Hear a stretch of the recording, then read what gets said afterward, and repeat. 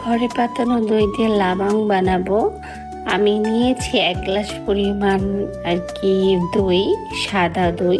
এর সঙ্গে নিয়েছি 1 চামচের মতন আর কি বিট লবণ নিয়েছি, আর গুঁড়া দুধ নিয়েছি 2 টেবিল চামচ। পুদিনা পাতার রস নিয়েছি আমি 1 চা চামচ দিয়েছি।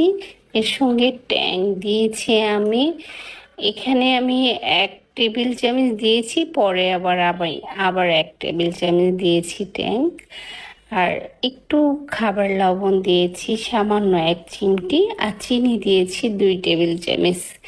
এভাবে আমি ভালো মতন এটাকে মিক্সড করে নিব দইয়ের সঙ্গে। পরে আমি আবার একটু ট্যাঙ্ক ইউজ করেছি, তখন দিয়েছিলাম 1 টেবিল চামচ, পরে আবার আমি আর একটু দিয়েছি। এখন আমি এটা ভালো মতন মিক্সড করে এর সঙ্গে আমি ঠান্ডা পানি মিশাবো এবং বরফ কুচি দিব আর কি। বরফের কিউবগুলো দিব, কুচি দিলে তাড়াতাড়ি আর কি মিক্সড হয়ে যায়, কিউব দিলে একটু বেশিক্ষণ ঠান্ডা থাকে। ইফতারের আগে এটা রেডি করে নিলে টেবিলে দিলে এবং ঠান্ডা ঠান্ডা একটা শরবত বা লাবাং খেতে যে কি মজা লাগে।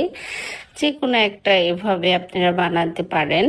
আমি দইয়ের আইটেমটা আমার টেবিলে থাকবে, চিরা দই বা এরকম লাবাং বা ঘোল এই টাইপের। এরপর আমি এটা সার্ভ করেছি গ্লাসে। তারপর আমি একটুখানি ট্যাং ছিটে দিয়েছি ডেকোরেশনের জন্য, আর একটু পুদিনা পাতা দিয়েছি।